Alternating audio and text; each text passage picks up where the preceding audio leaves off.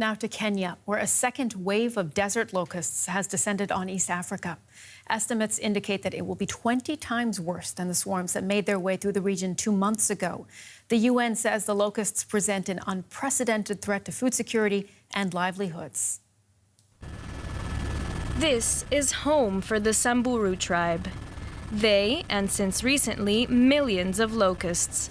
The terrain is difficult, but locust trackers working for the UN Food and Agriculture Organization only have 2 helicopters. Locals often go by foot.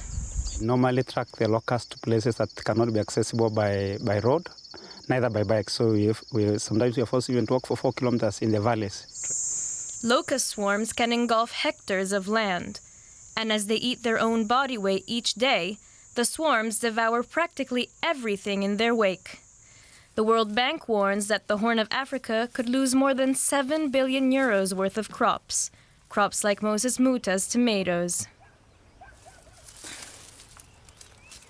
I don't know whether God will send us any angels. The truth is that we farmers have been totally written off. It's obvious we'll be wiped out.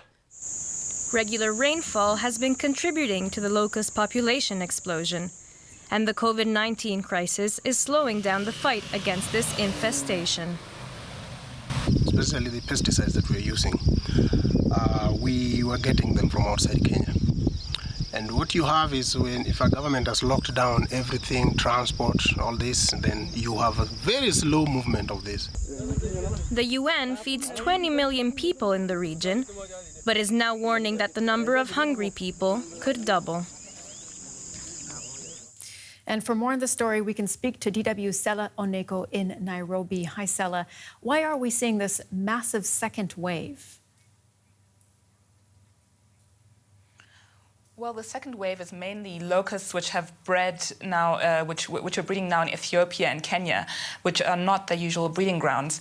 And this is because, especially over the past few months, there have been heavy rains here outside the normal rainy season, which many experts also attribute to climate change.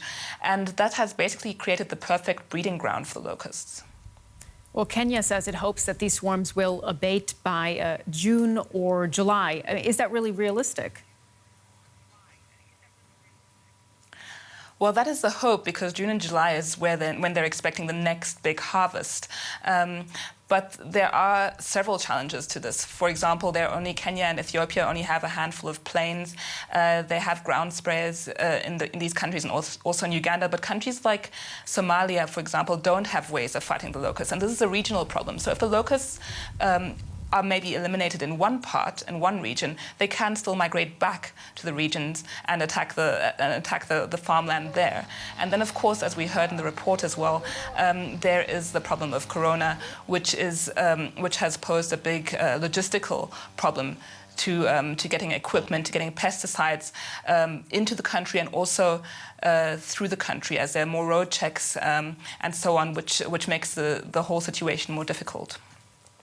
All right, DW correspondent Sella Oneko reporting for us in Nairobi. Sella, thank you very much.